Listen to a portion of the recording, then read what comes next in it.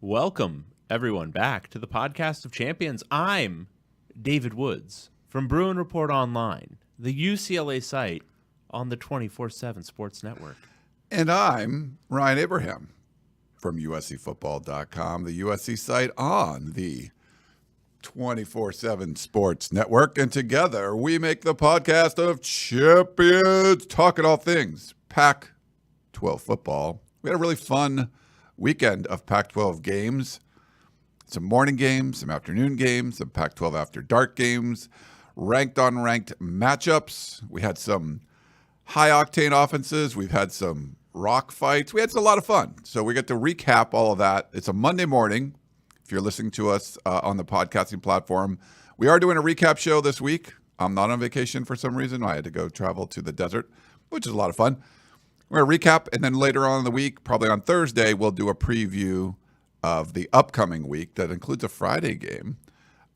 Should be a lot of fun. But, David, I'm ready to do some Pac-12 recapping with you, and you brought me donuts this morning, so that was nice. It was nice. Was it something I did out of the goodness of my heart? No.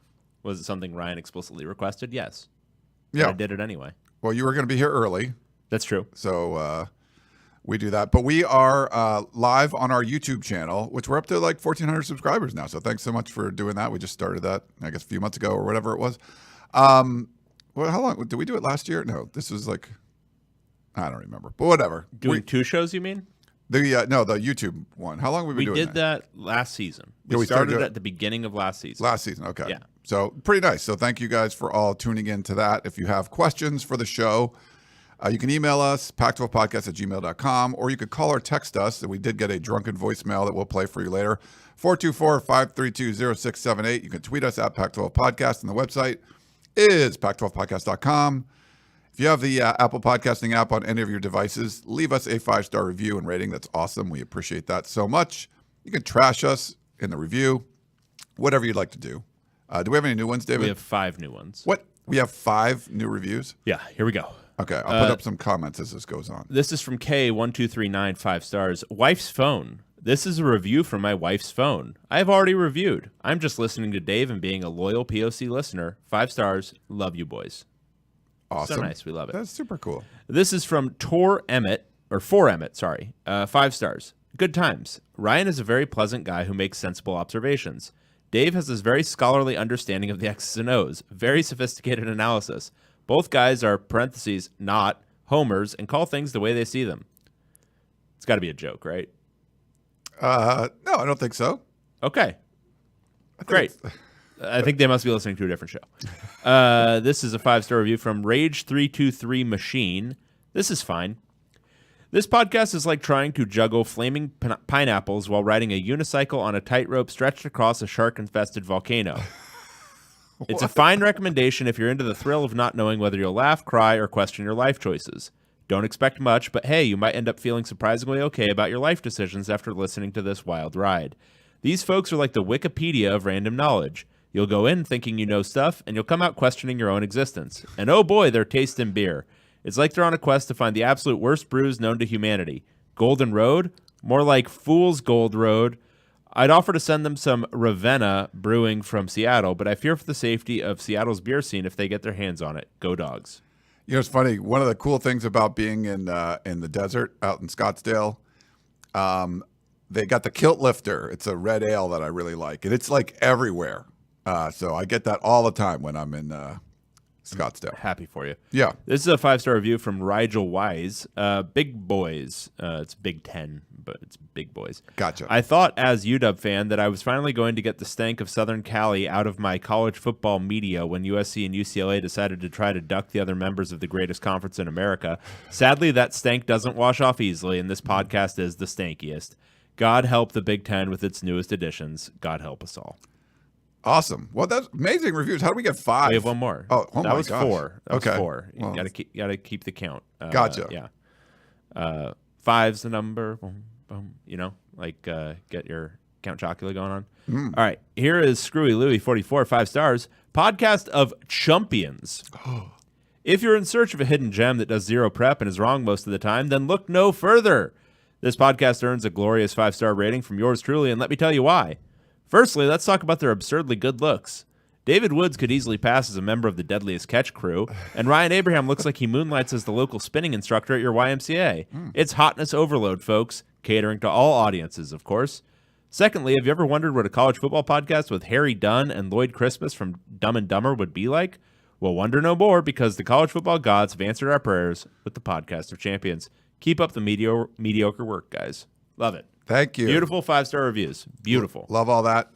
Thank you so much. Those were awesome. We appreciate it. We also appreciate our friends over at MyBookie. My picks this week, David, we're 3-3. So a break-even week, but we'll hopefully do better this weekend. If you're an NFL fan, as you know, Aaron Rodgers' season is officially over, but yours could just begin at MyBookie. NFL, college ball, and brand new cash-out system gives you the best options to bet and win all season long. The first 2 legs of your parlay hit, you could cash out early and place another bet or let it ride for a chance at a bigger payday. Join us at MyBookie for an entire season filled with daily odds boosts, same-day game parlays, and huge prize pool contests. Right now, MyBookie has no strings attached cash bonus that lets you deposit and withdraw quick. If you use promo code Pac-12, that's still our promo code, Pac-12, for your first deposit of $50 or more, you can receive up to $200 in cash instantly credited to your MyBookie account. That's promo code Pac-12 to claim your cash bonus now. You can bet anything, anytime, anywhere, only at MyBookie. So, beautiful read. Top tier. Just literally first time looking at it. So it's good. Amazing. Yeah, you know. That's how you should read everything. That's pretty much how we do everything. Yeah. We don't look at the stuff ahead of time. Do that. We have some breaking news. There are 4 Pac-12 teams in the AP top 10, David. And surely they're spread around some. Like they're all over that top 10? Yeah, like, 2, 4. No. USC dropped down after beating Arizona State 3 spots. They're at number 8. You okay there? Why? Because they looked amazing. Washington moves up a spot from 8 to 7. So you got Washington 7. You got USC 8. Oregon moved up a spot from 10 to 9. And Utah, because of that offensive explosion, moved up from 11 to 10. So we have 4 Pac-12 teams. You saw them score a touchdown, didn't you? I did. I saw them score 2. Just one of them was not on offense. No. Yeah. Right. Like Iowa would take that. Iowa would take any points. And, fringe Pac-12 member Notre Dame's at 11. So there's a whole bunch of teams grouped in there. You got some SEC teams kind of come in after that. Washington State is up 5 spots to number 16. You could argue they could be higher.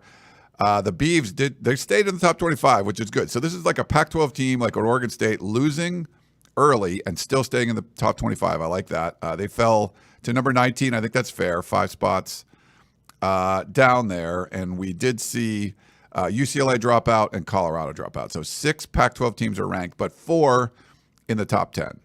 Yeah, I think it's a pretty good result for that week. I think the only thing maybe that would have been, just from a Pac-12 standpoint, if UCLA had won and if Colorado, had somehow looked respectable at least, remaining 8 ranked teams would have been cool. But 6 at this point in the year is still very impressive, and I think speaks to what we were saying preseason. Pac-12 ascendant.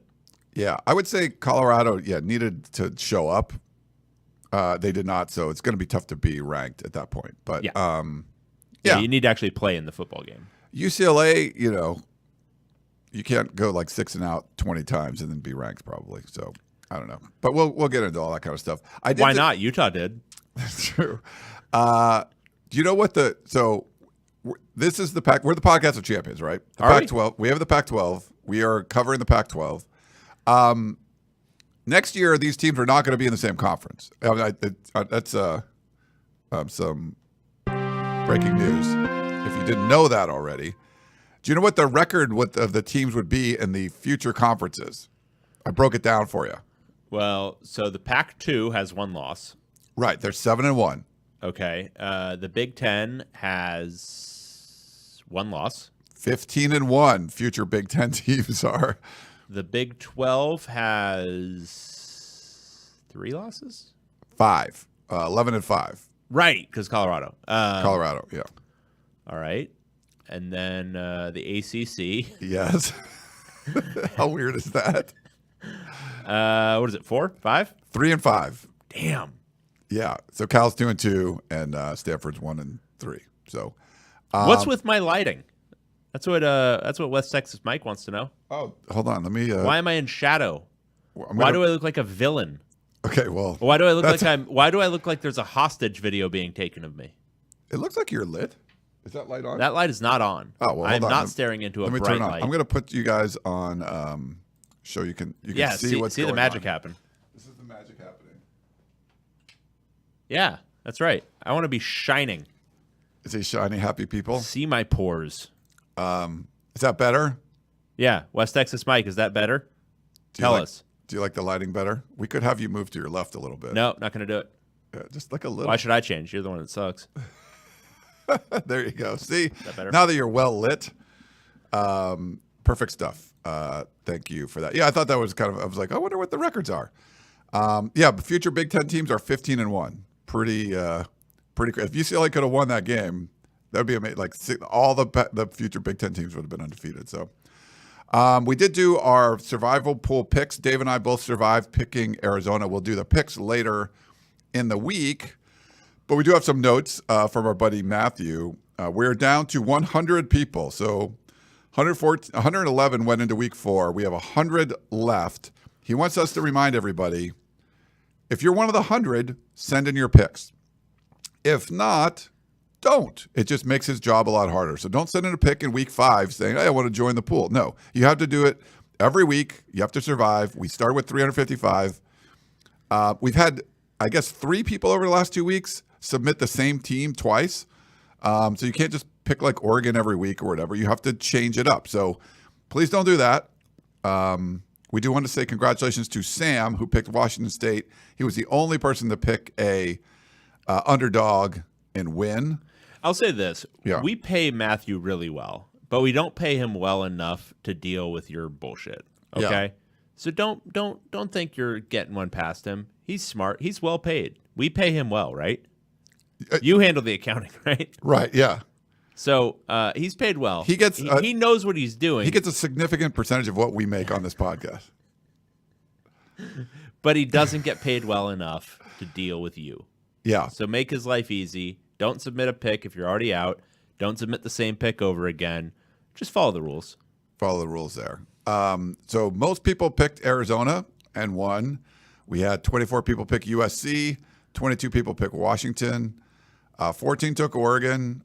One person had Utah. They survived. One person, like we mentioned, Sam had Washington State. The people that lost picked Stanford. So bold move, but that's for naught. Yeah. And I think 8 people didn't pick. So too many people getting lost in the idea of like needing to pick Stanford when look, there's a chance they do it against Cal, but otherwise you're just begging for a loss. You're just begging to be out of this. They should have won that game. I mean, it's like that could have been the week. I wasn't expecting that. That was a little crazy. Yeah, our picks were not that great. We were 3 and 3. We're 20 and 13 overall. But I would say, I mean, the 2 we lost were very close, and then we were really wrong on the USC one. That those huge spreads. But for the most part, we were like right in there. Some weird stuff happened, but a not great week, and we're still 500. I think we're doing okay. We're crushing it. But we're 20 and 13 overall, so I like that against the spread. We have new power rankings and all that, and we got to get to the game recap, so we have to do our Pac-12 Roundup. So, you ready, David? Anything else you wanted to say before? No, God, no. Okay, so our number 2, and by the way, I did put update the rankings. I made one move. What'd you make? I switched 2 and 3. So we can argue about it, or we can wow. switch it back. Ooh. Okay. No, that's totally fine. Yeah. I mean, it's all about the same. Yeah. It's just Ryan being a homer, but it's okay. Super, super homery. Okay. We have our number 12 team. Stanford Cardinal. And they were hosting our number 9 team. Arizona Wildcats. Yeah, so this one ended up a lot closer than the spread, than what we predicted. I think it closed at Arizona minus 12.5. They eventually won 21-20. There were some slight mitigating circumstances. I would say the main one is Jaden DeLora once again played a horrible Jaden DeLora game and then got hurt at the very end, which actually benefited Arizona because Noah Fifita went in there and immediately ran the offense way better than Jaden DeLora had been doing all game. DeLora was doing this insane thing where he was dropping like when he was going to pass, and then he would just continue to drop. He would just continue to drop until he was well behind the pocket and then try to climb the pocket. But like the offensive line was like, WTF, mate. Like we don't even know where to start blocking for you because you're just dropping so far. And he would just like basically like drop so far that he's then turning a what would be a normalish throw into something where he has to heave it downfield. He played a horrible game. He looked awful. And I think they've got a decision to make now, whether Jaden DeLora is healthy or not. He's not played particularly well this year. He's done a lot of things that have harmed the team, and also, the whole sexual assault thing. So for me, Noah Fifita, I mean, look, does he have like borderline walk-on energy? Like, does he kind of look like, I don't know, Chase Griffin or whatever out there? Sure.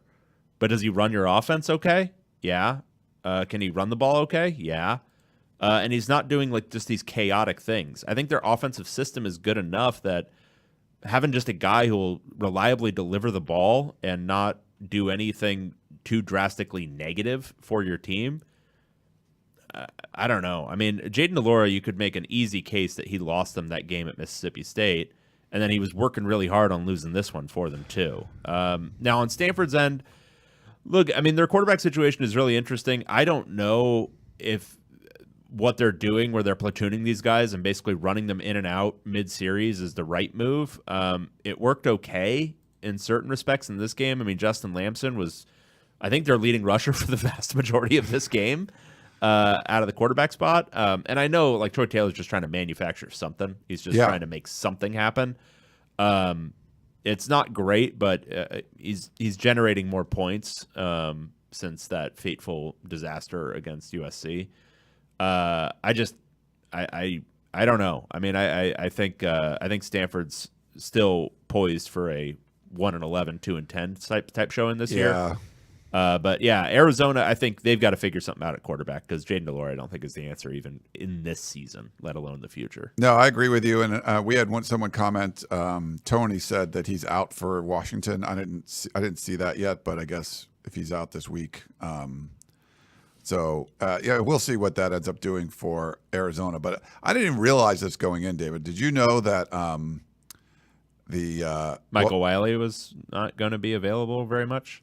There was that, but Arizona had a 6-game losing streak to Stanford coming into this one. No, I saw that. They did that graphic at one point during the game where the last time they won was 2009. 2006 at the Farm was the last time they won on the road, and it was just like, whoa, they just had trouble. It's one of those things like, Washington going to the desert or whatever. Nick Foles beat Andrew Luck the last time they won. How crazy is that? Like, that's insane. Especially considering how bad. I mean, obviously Arizona's been pretty bad, but Stanford's been horrible now for several years. Yeah, no, that was bad. Noah Fifita comes in. His first drive was a 9-play, 67-yard drive to give Arizona a 21-17 lead in the fourth quarter. So he came in and did well. I think get the fans kind of excited. Did you this was at the 3-quarter mark, and I know Stanford picked up a long one after that. Stanford was getting third downs like crazy. Their average to go on third down was over 13 yards. Yeah, and they converted every single one of these suckers. They were Cardinal quarterbacks, because they played both, like you said, 5 for 5, 97 yards on third down after 3 quarters. Like, that's crazy. So Arizona's defense was getting them into these, third and longs, what you want, and then just kept giving them up all the time. It was absolutely insane. And that makes sense. I mean, if you look at what the underlying numbers for Arizona this year, their run defense has actually been quite good. Like, they're not allowing a whole lot of yards before contact. Like, they're impacting running backs. But they get into a third and long situation. I don't know if it's coverage scheme, coverage plays, whatever it is, but they couldn't on big downs in this game. And that was the story. I mean, if they play if they if they do what teams normally do to third and longs, Stanford doesn't get close, and it's probably like 21-10, or 28-10, because they wouldn't have had so many scoring drives. All right, next up we have a number 11 team. They moved up from 15. They're actually 11 now, I think. Arizona State Sun Devils. And our number 2 team, they dropped a spot. USC Trojans. So I would have had USC drop in 2 spots. I had them at number 3, and not really. This is going to sound crazy from me, a USC hater, an avowed USC hater. I didn't hate their game. Like I thought they were in a very strange spot. You're playing on the road after a bye week. That's weird. You're playing against a team that has a new play caller. This is the one note I would have. I would say defensively, they weren't great, and I don't mean to.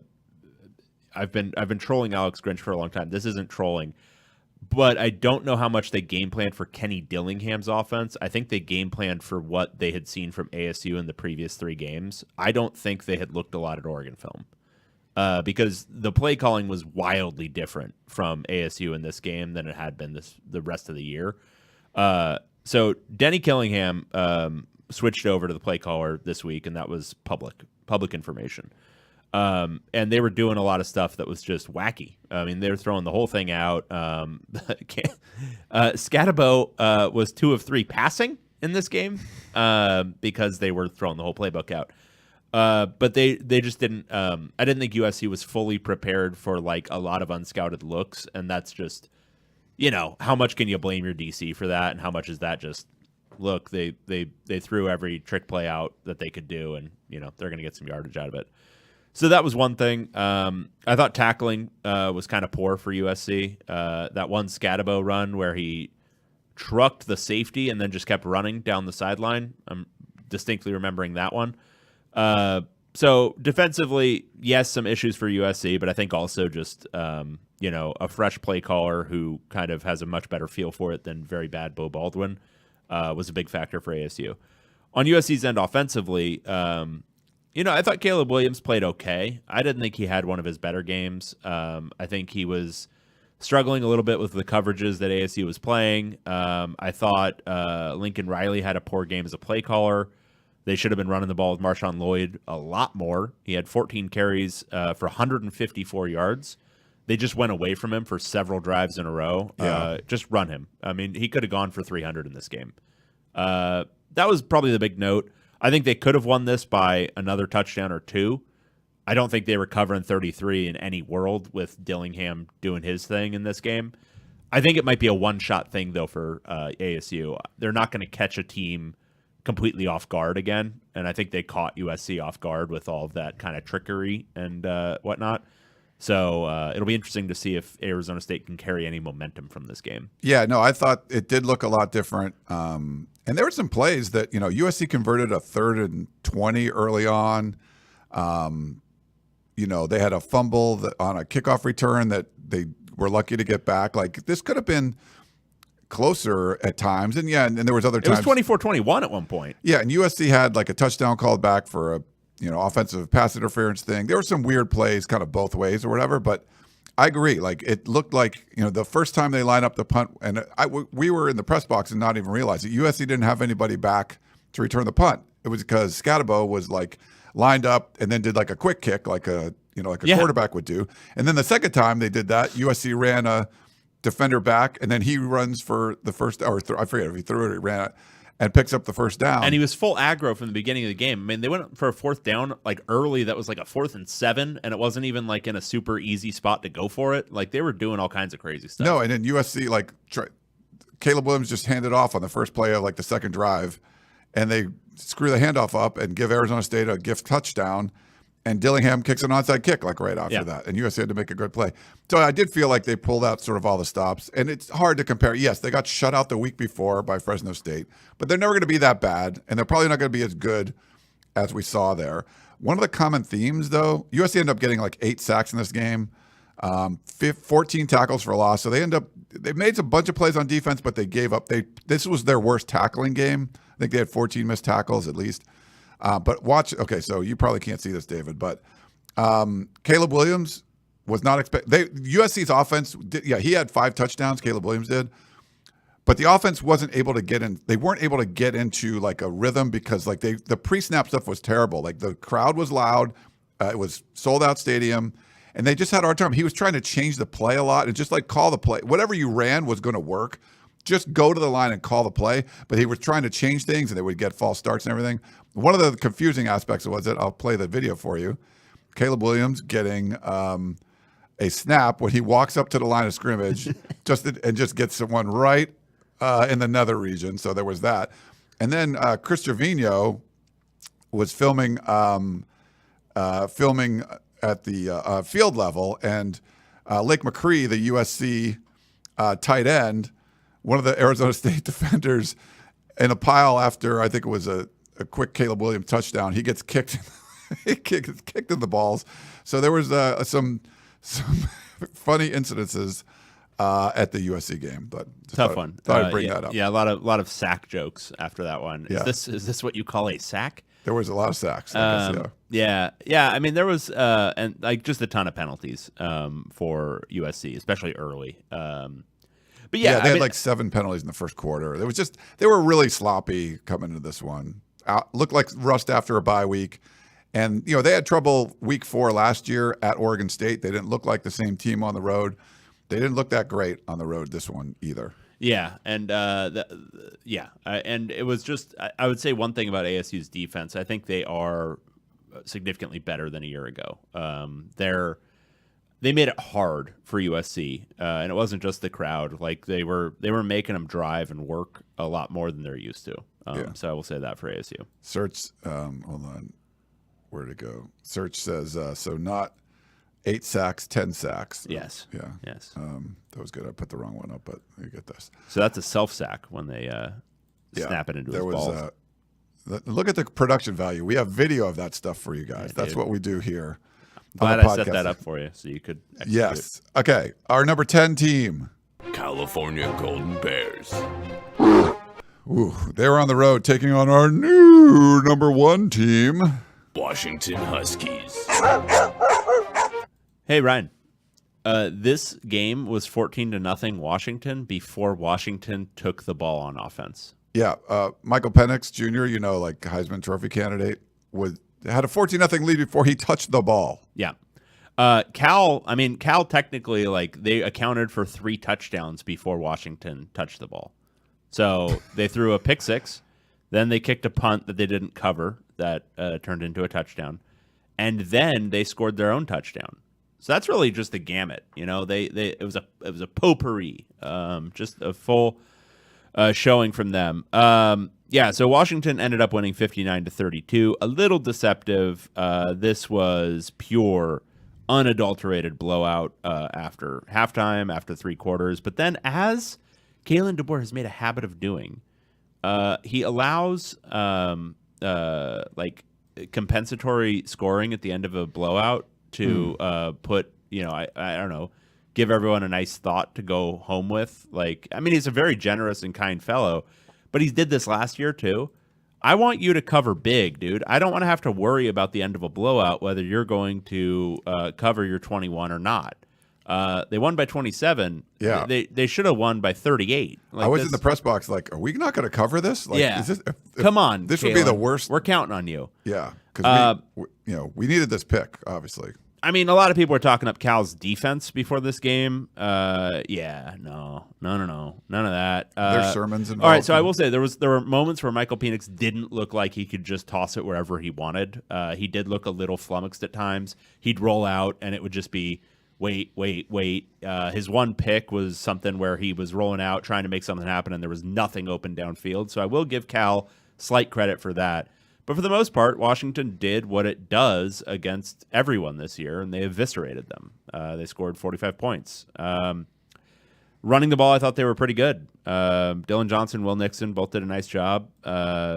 So, it's a cast of thousands kind of doing it, but they're doing fine. And, Cal, you could almost talk yourself into them being okay if they just had a more competent quarterback situation. But Ben Finley's out there throwing just picks that you see from, walk-ons thrown into a game. Like, it just doesn't, he's not he's not making good decisions with the football. And when that happens, you just can't get going enough on offense. I think they've got a good scheme. I just don't think they have the right quarterback for it. So the end result is a blowout here. I think Cal's going to win a couple of games, though. I don't think they're that bad. I don't think they're in the Stanford and maybe ASU still level, but they were pretty darn bad in this game. Yeah, though they were, pick six, punt return, and it's like you're giving Washington points before their Heisman Trophy candidate quarterback even touches the ball. Like, that's absolutely insane. You can't do that kind of stuff. It was raining too. A little rain. So that makes it a little fun. I don't know if did you know that it rains in Seattle sometimes? Weird. Yeah. Huh. I never heard about that, but apparently it's a thing. They are the first Pac-12 team, Washington is, to have a passing touchdown, an interception return for a touchdown, and a punt return touchdown in the first quarter of a game. That's cool. That's pretty neat. Thank you, Cal. Yeah. Here's the concerning thing. I want to get your thoughts on this. Like, remember the whole joke about Cal not offensing and stuff? And I know, like, kind of blowout city, but overall for the game, Cal was 10 of 17 on third downs. Like, they were pretty good. Schematically, like, this offense should score more. Yeah. But Ben Finley is not a good quarterback, and Sam Jackson is really one-dimensional. So I don't know if that's concerning that they were so successful on third down. And every red zone trip, 4 for 4, all touchdowns for Cal. And I know some was late, but I think Washington, there's some similar, we thought Washington's defense, I thought they'd be better this year. I think they are, but I think there's still some real concerns there. Now, they can outscore people, similar like USC, but, a little concerned that Cal was able to sustain kind of drives like that against Washington. Yeah, I would be, mildly concerned if I'm Washington about the defense. I think the secondary had some issues. Yeah. All right. We had a search comment. I mean, why the wrong ones keep coming up? What's going on? This is you're fat fingering it. No, like you're selecting something and it's supposed to pop up on the screen and then it doesn't. And he says, Cal's a giver. Give UW that stat. Give the ACC its media money. How generous. Yeah, Cal's donating its 70% back to the ACC. That is very nice of them. Okay, next up. Yeah, we already talked about number. Oh no, we not? We haven't talked about that one yet. We have no. Arizona, we already did, right? Arizona, we just did. Yes. Yeah. Okay. Arizona, we already did. This was a big one. Number 8. Colorado Buffaloes. And then our number 3 team that David had too. Oregon Ducks. Yeah. This wasn't good. No. Marquee game. Ranked, unranked. So, Colorado lost 42-6 in Eugene. For most of this game, they had, I think, under like 50 yards of offense. It wasn't until the tail end that Oregon kind of let up and allowed them to score towards the very end. But I think they were negative rushing the ball or nearly negative, and then they had like 60 passing yards for most of the game. Yeah, I mean, Oregon came in motivated. If you saw Lan Danning's pregame speech, he channeled like every sunglass avatar on Twitter in saying, they believe in YouTube, we believe in playing on the grass or some crap like that. It was, inspiring moment for his team, I'm sure. And they blew out Colorado real bad. Bo Nix, I don't think he threw an incomplete pass he probably still hasn't, actually. Yeah, I mean, everything we kind of saw from what Colorado State was able to do to Colorado's lines, Oregon did, basically, and did it better and more consistently. And then they showed what they can do with, like, a legit offensive scheme, play calling, and a coach who's really going for the throat. Jay Norvell was play acting of doing that, but then he kind of lost his will at the end of that game. But this is a team with top 10 talent doing that exact same thing to Colorado, and the results were kind of as expected. I mean, we both took Oregon in this game to cover 21 or whatever it was. Yeah. But I think the enormity of the blowout was kind of what stood out to me. The fact that they were able to shut them down consistently throughout the entire game, throughout the entire meaningful game action defensively was probably the main thing that stood out to me. I thought Colorado would score a little bit, and I thought Oregon would just continue to score.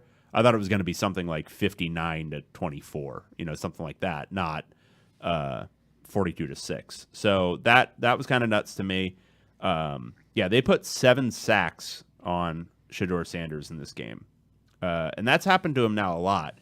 He's getting a lot of hits.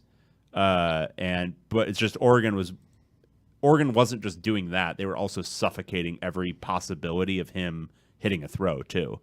And certainly it didn't help that Travis Hunter was out, but Travis Hunter maybe accounts for one more touchdown. This is a blowout no matter what.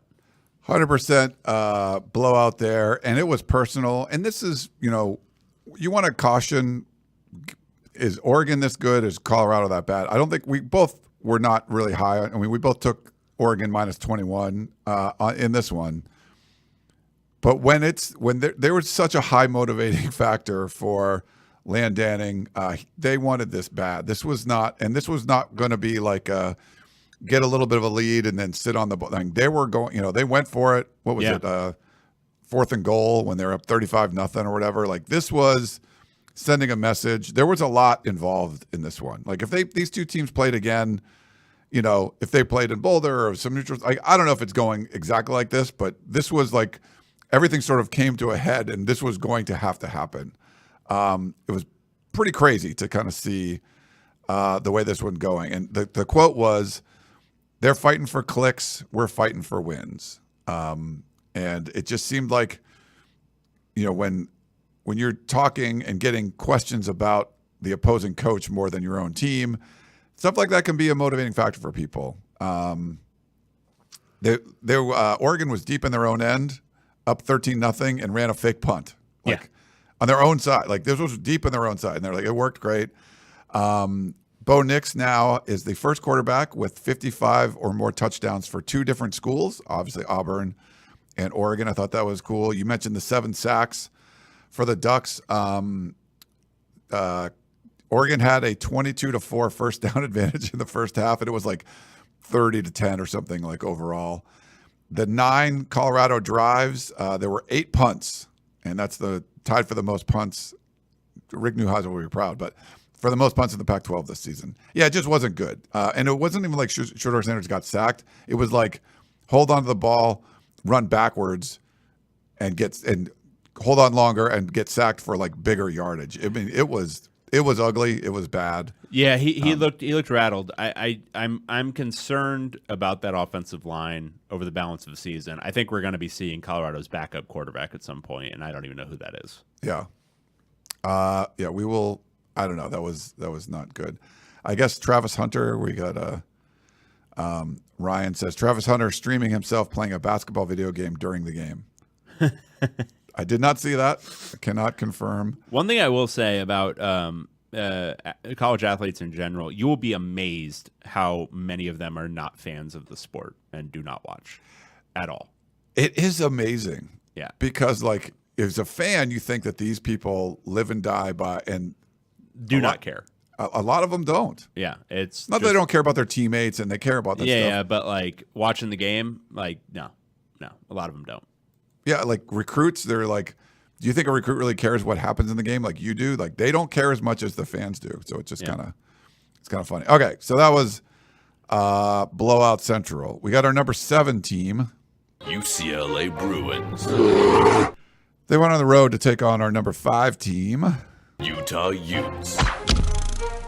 So in the video game Red Dead Redemption 2, where you as Arthur are given the option of letting somebody you have tortured for information go or then killing them, and the graphic for killing them is you leaning over them and just wrapping your arms or your hands around their neck and just slowly choking the life out of them, which is really visceral. That was this game. This game was choking the life out of somebody. Utah did that to UCLA. Where to begin? So Utah won 14-7. Now you're probably thinking, no, defensive struggle, and you would be right. 7 of Utah's points came on the first play of the game, courtesy of Dante Moore and Chip Kelly's play calling. where he threw a pick six on literally the first play of the game outside of a kickoff, and that put Utah up 7-0. Those points by themselves could have been decisive until the last 4 minutes of the game. UCLA didn't score until 3:39 left in the football game. So that wasn't good. Running the whole game, like the first half didn't score? It didn't score. Well, and third quarter, obviously. You come out after halftime and score? No, not this time. And then maybe like in the beginning of the fourth quarter, make it interesting, right? Yeah. No. So Utah was without a good amount of players. They did, importantly, and this was critical, they did get Junior Tafuna back for this game, and he was alarmingly stout up front. Big problems for UCLA offensively. Dante Morris is a true freshman. Watching the game a second time, I wasn't as down on his performance. The offensive line was terrible. At left tackle, UCLA had two guys, each of whom I think allowed 3 sacks on their own. I don't even know. I think they had 5 sacks total, but it felt like 3. No. So they had 7 sacks total. Yeah, I think they each allowed 3. Bruno Fina was really bad in the first half to the point where he was benched. Kadir Kunta came in, and he was pretty good until the final drive where, so down 7 points with 3 minutes to go. The defense has just gotten the ball back. UCLA gets the ball. They've had some success with max protect up to that point. Do they go max protect on this drive? I don't. No, they don't. They keep 5 offensive linemen in. Those 5 offensive linemen, as they have been doing for the entire second half, get beat. And Dante Moore is sacked on 3 of the final 4 plays of the game to end it. So offensively, issues. Offensive line. Second, Dante Moore clearly either doesn't have the option to keep the ball or just isn't. I'm guessing he doesn't have the option right now because Utah was literally, when there'd be a handoff, they were all just chasing the running back immediately. So the backside defender would be catching the running back because they were not respecting the quarterback at all. So that was a problem schematically that they really never addressed. And then, Dante Moore was a little bit of a true freshman, but they were doing stupid crap. I mean, they called a speed option at one point with a true freshman who's never run the option. Well, end result, he fumbles. So that was it offensively. Utah offensively was not a whole lot better, but they did move the ball better, and they played the field position game to a T. Nate Johnson was able to, get them from their side of the field to midfield, or get them from their side of the field to the other side, enough that their punter, who's a god, was consistently putting UCLA in horrible field position. I think Utah won the field position battle. They were like plus 13 on starting field position. And then defensively, they just shut down everything UCLA wanted to do. UCLA's defense was pretty good too. They did a nice job, but this was just this was an old school Utah game. Didn't do anything offensively, but still just sucked the life out of you. You know, in this modern college football world where people are playing for field positions and knowing you got a first down on that drive, it's gonna we're gonna get an extra 15 yards of field position out of this one. That's what it felt like, which you just don't get like in college football much anymore. We got this one wrong. Utah was favored by 4.5. I ended up getting it Utah -6. There was a weird, when I tried to actually put the bets in my bookie, the game was off because everyone thought Cam Rising was coming back. And then when it came back, it was Utah -6, but then I think it came back down when they realized Cam Rising wasn't going to play. So I was off only by 1 point on this one when I actually did the bet. But yeah, that's, UCLA had some chances. They had that fumble in the red zone. That, like you mentioned, getting sacked 3 of the last 4 plays. They had some opportunities. Utah, get this. So here's the stat line. Jonah Ellis, he had this is a Utah defensive lineman, 10 tackles, 5 tackles for loss, and 3.5 sacks in this game. He was I voted this morning to him to be the defensive lineman of the year. He wasn't even the nomination from Utah for defensive player of the week of the year of the week, because the guy that made the pick 6 in that game. Yeah, Karene Reed was really good. Yeah, so he was He was Utah's nominee for Pac-12 Defensive Player of the Week, not the dude that had 10 tackles, 5 tackles for loss, and 3.5 sacks. Well, Reed scored, which was the big thing. But Jonah Ellis, he made life hell for UCLA's tackles. And I think it's going to force UCLA to make a change at left tackle because Bruno Fina looked shook. Like he was struggling so bad in that first half that they couldn't go back to him. So they got to spend the bye week rebuilding some confidence on that offensive line because it was really bad. Yeah, not so good there. So here's the deal. UCLA in the Pac-12 era have had 4 games where they've scored 7 points or less. 3 of them were in Salt Lake City. 3 of them were at Utah. Mm-hmm. So makes kind of sense there. First 9 drives, the Bruins went 3 and out 6 times. So is that not good? Look, rushing yards, and their sacks, but Utah held Florida 13. But did a little bit better. UCLA only had 9. Yeah. Utah ran the ball 48 times. Well, so UCLA also threw 17 passes. This is another note. UCLA has 2 running backs. One of them is fast. One of them is slow. The slow one is the one they kept giving outside runs to, which if you've seen the Utah defense, don't do that unless you have a really, really good offensive line. UCLA doesn't have a good offensive line. It also doesn't have a quarterback who's a threat to keep the ball. So everybody can chase after the slow running back. So often a linebacker from the backside for whom the running back would have about a 10-yard head start was getting to him at the line of scrimmage or behind it basically every time he carried the ball. Yeah. Don't do that. No, that'd be bad. Casey Freeman points out, and maybe this is why he wasn't nominated for Pac-12 Defensive Player of the Week. Jonah isn't even listed number 1 on the depth chart. Yeah, so I had some fun with Utah's depth chart when I was trying to write the stupid preview, and I'm like, yeah, this guy who plays a lot isn't even listed in their 2 deep. What is this? Thank you, Kyle Whittingham, for being a master of secrecy. Yeah, pretty funny stuff. All right, we got one more game. This was the Pac-2 Championship game. We have number 6. Oregon State Beavers. And number 4, and certainly could argue, resume-wise, could be higher. Washington State Cougars.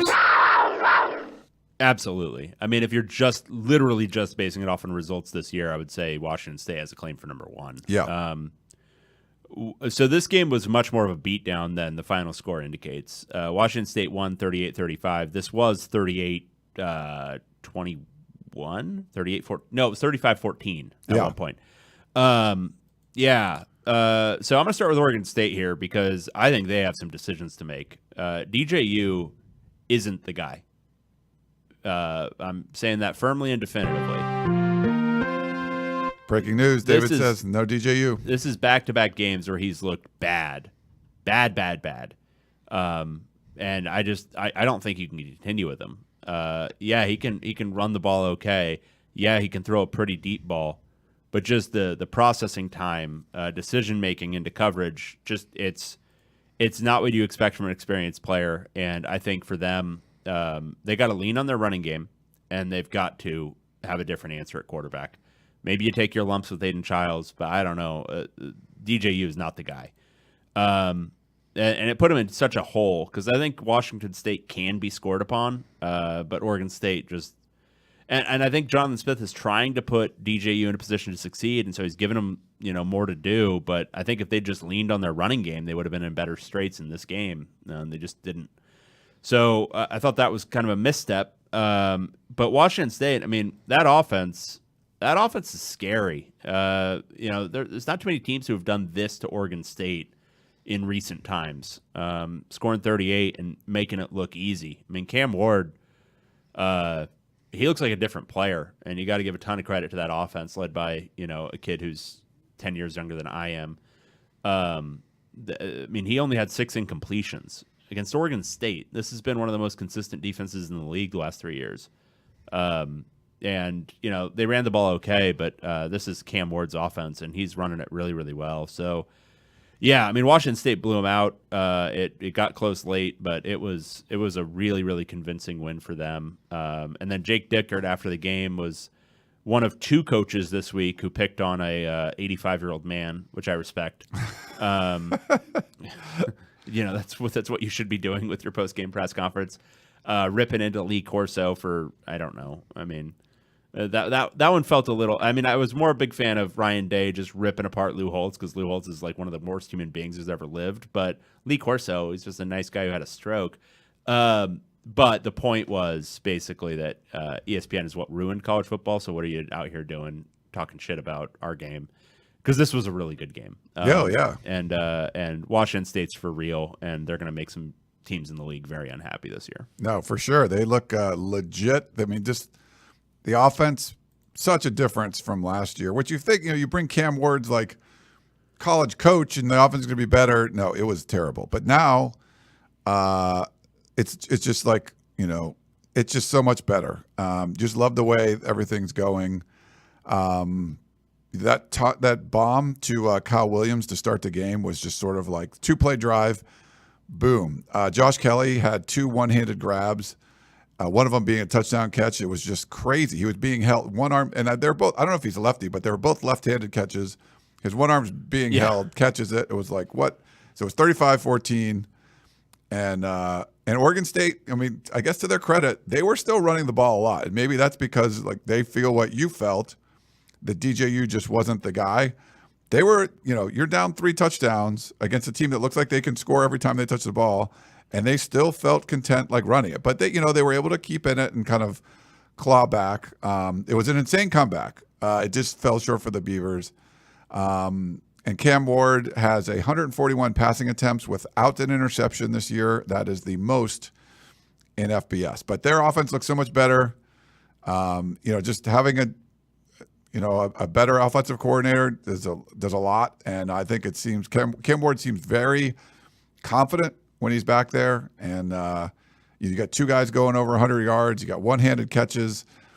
It's just a fun-looking offense, and you're not gonna, you're not circling going, playing this game. You're not something you're looking forward to. You know what, Washington State to be like your homecoming game. No, yeah, exactly. This team could screw you up. Yeah, they could really mess you up. I mean, they missed a field goal too. I mean, they could have put a bigger pasting on them, to be honest.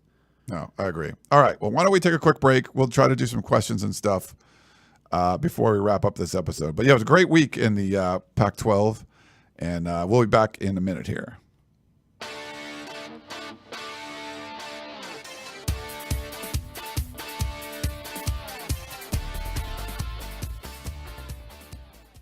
Yeah, so, people are making the point that Dickert misquoted Lee Corso, and look, was his target bad? Yeah, I don't think you pick on the stroke victim. Like he's not. I mean, whether he says something bad or not, I mean, it's basically things are coming out of his mouth that he's not necessarily intending. And they shouldn't have him on TV anymore, probably. Which sucks, but I agree. It's hard. But Jake Dickert, I don't know why, but he's not picking on the real culprit, which is pick on ESPN, not Lee Corso. I think that's the better target. It's the more focused argument, and maybe there's reasons they can't do it. I mean, obviously they want to be part of a league that has ESPN as a broadcast partner, so it's probably best to play nice. But yeah, I mean, ESPN's the culprit. I thought the game day stuff was kind of gross.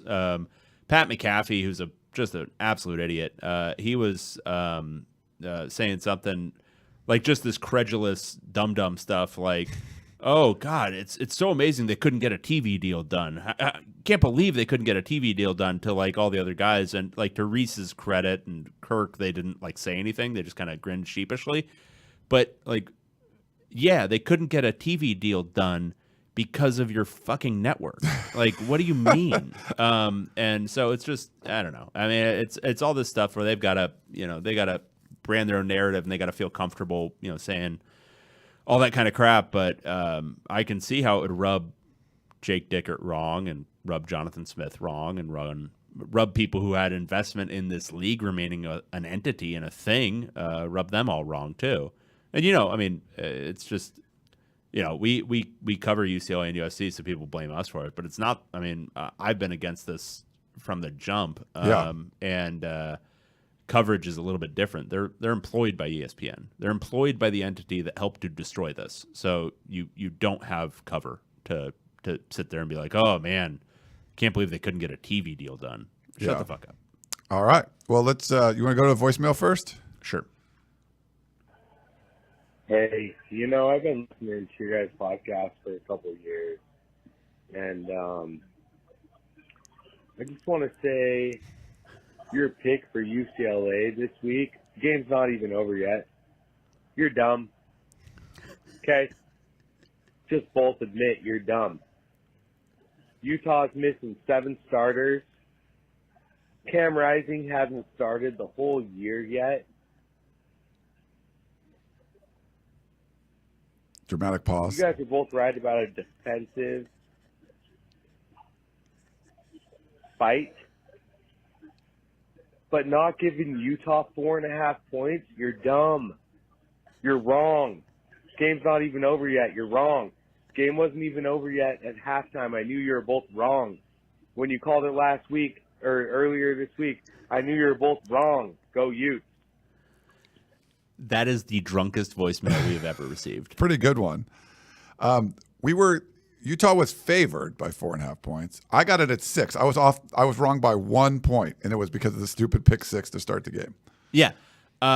Without that pick 6, we cover the spread. Like Utah would have won. Like by Zero doubt, it would have been a field goal. Late field goal, and Utah wins, which we thought they would win, but yeah. could be close. Well, I mean, there's like a few moments in the. I mean, I didn't get into this because it's all the woulda, coulda, shoulda shit. But like, Josiah Norwood dropped a touchdown pass that was wide open in the first half of this game. Like, one score changes the entire complexion of this football game. A field goal. I mean, I appreciate doing a victory lap when you are just lit out of your mind. How do you get that drunk in Utah? That's what I want to know. It's hard. Yeah, you got to try. That's hard work. Respect. Yeah. Please send us more drunk voicemails. We do like that. Let's see. We got email questions. I think the first one is from Peter.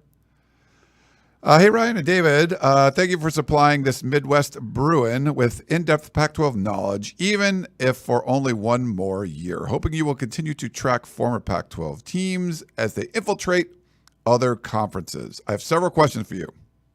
Several, meaning 2. Maybe there's multiple in the first one. No, there's multiple within this number 1. Okay, so if you number your questions, then it should each be its own number. Maybe not like number 1 has 5 questions. Stop ripping into Peter. Okay, sorry, ask Peter. his damn questions. Jesus. What responsibility does a coach have in managing the performance of a player and his future at the next level? Each player has only so many plays in a lifetime based upon how their body can tolerate and manage the stress and strain of their positions. Travis Hunter clearly has the talent to play every down on both sides of the ball. Is it in his best interest to play every game this season both ways and help the Buffs as the potential at a potential detriment to his future? What responsibility does Coach Prime have at managing his future? I think interesting question. I think they do have a responsibility, and I don't think it's ideal to play that many snaps because the more you play, the more likely it is you will suffer an injury. And yes, there's some risk involved in just playing football. And I think if coaches were completely good-hearted human beings, they would quit their jobs and tell everyone to stop playing. However, that's not realistic. But I do think you have to manage the youthful exuberance of your players. I have no doubt Travis Hunter wants to play every snap, and he's been doing that for a long time. But I think he also play video games during a game. Apparently. Yeah, but as the adult in the room, I do think you need to make more prudent decisions for your players. And that's not to say you can't play him both ways. You can, but it doesn't need to be virtually every snap of the game. Play him mostly on defense and give him some stuff to do on offense. Critical down, throw Travis in there, that sort of thing. But he doesn't need to be running routes all game, locking into blocking on offense for, running backs. I mean, it's just the hit count, the number of, blows to the head, the mileage on your legs, all this kind of stuff. I mean, there's a reason why they do all those looks at like running backs, and like if you have usage over like 300 carries, you're going to break down the next year, like almost inevitably. And there's wear and tear on a body. And when you are going against better and better athletes, the wear and tear gets greater and greater. And people say cornerback and wide receiver are not high impact positions. Sure. But those high impacts are more frequent and harder at the Power 5 level than they were at the SWAC level. And those were more powerful than they were at the high school level. And as you go further and further up, there's a reason. Like, there's a lot of guys who are exceptional athletes who don't play both ways. And there's reasons for that. I mean, Travis Hunter isn't the first guy who's been good at receiver and cornerback. This doesn't need to happen. And especially given what they have at cornerback and receiver, those are the two positions on that team where you probably don't need as much help. So maybe just calm that down when he comes back. Yeah, Jim said Coach Prime never played on offense. He just played defense, return punts. But yeah, no, I agree. Like, I think you can use him as a package guy. You don't need him. You've already proved he can play every snap. He did a couple of games. You don't need to do that again. So I would just sort of move on from that. But when you're undefeated and you're on a roll, that's fine. Like, you're not going to win all your games. You're going to, like, make a bowl team. You know, a good year you'll go 6-6 and make a bowl, which is great, huge. But you don't need him playing every down. Yep. And then number 2, what long term will have a greater impact on maintaining high-level football team performance? NIL or the transfer portal? I think they kind of go hand in hand, so I would have to go with NIL because I think a robust NIL program. So transfer portal acquisition, I think if you are forced to do too much acquisition, it means your program is not in good shape. I think generally speaking, when you first start, you're going to hit the transfer portal hard. But if you have to continuously hit the transfer portal to maintain the status of your program, to bring it to the right level, if you're having to bring in many impact starters every single year in the transfer portal, your program is not in good shape. It should still be built through high school, and I think a big part of having a robust NIL program is player retention. Keeping your guys who you're developing, who you're spending time on, who you're working on, who you're getting them involved in your schemes, keeping them from going elsewhere, keeping them from moving on. So I think it's NIL as a defense mechanism against the transfer portal, not necessarily for acquisition, though that does play a big role, but also to keep your guys happy in the program. Yeah. So I would say NIL and the transfer portal is something to be feared rather than something. I mean, obviously you use it, you're going to need it. You're going to need to get whatever 5-6 transfers every single year. But when you're having to rebuild your roster through it, is where you can run into some major issues. Yeah, I think it's fair. I mean, transfer portal is huge, but I think, NIL can be up there because it's involved on both sides too. Yeah. But retention is a big part of it. People don't even realize. Thanks for all you do for Pac-12 football from Peter. Thank you, Peter. That was great. All right, so this is from Frank. Silver lining. The listeners who like relegation should love it that Washington State and Oregon State are going away. If they win enough over the next few years, they'll be invited back up to the Power 4-3. There are other teams who should be relegated too. Relegation doesn't exist for them, and they won't be invited back up to the Power 4 or 3. Unfortunately. Until there is some equitable solution to college football, which is decades away. All right. Thanks, Frank, for that. We did get, it might be a text from, nice pick on the Utah game, you homers. I like to believe it's two different Utah fans. Maybe it is. Yeah. Am I a UCLA Are you homer? a UCLA homer? Apparently. Wow. LA homer. Yeah. I'm a Big Ten homer, so I'm like pro Washington, pro Oregon, pro UCLA.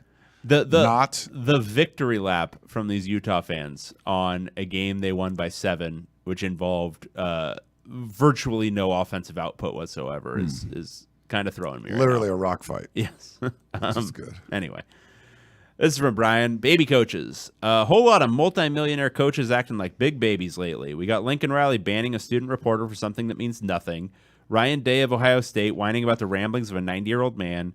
Lan Danning acting like he didn't self-create drama with Coach Prime. In Utah, Coach Whittingham was whining about Rising's health leaking to ESPN like it was the nuclear launch codes going to the Soviets. So I ask, why are rich college football coaches incapable of dealing with issues like normal adults? Is it that everyone kisses their asses so much?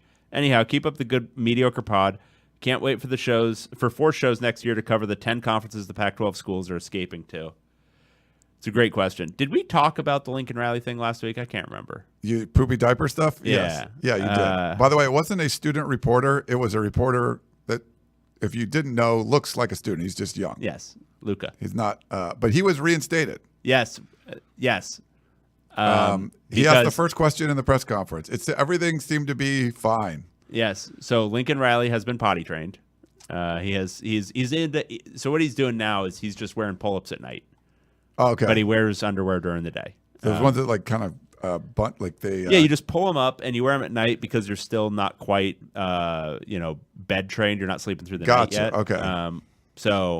But baby steps, and I'm not trying to knock him because anytime you hit that milestone in early development, that's a big thing. So I'm proud of Lincoln. I missed Whittingham complaining because that line was moving right when there was I didn't rumors, see him complain when there was rumors of Rising coming back. Looking at their two deep drove me crazy because they don't list any of the injured as injured. Brant Keithy is still number 1 on their tight end depth chart. Come on. At least it's not Dalton Kincaid. At least he's still not listed. This is the kind of stupid shit that drives me crazy, and not just as a reporter, but just as somebody who wants to consume this stuff. I don't want to have to discover the mysteries of the earth to figure out who's going to be playing in this game. And there's no reason for it. No, the opposing coach doesn't think they're preparing for Brant Keithy. That's not a thing they think. And yes, they have to prepare for Cam Rising because Cam Rising was warming up in this game. But everybody knew that. But you're just establishing this veil of secrecy for no reason other than you don't want to be the one to admit it. I don't know. But it's going to be a good thing when we move on from this. Gambling becomes more profound. Gambling's horrible. But it does make all these leagues set rules on when you have to report injuries and all this kind of stuff. The secrecy is so stupid. Yeah.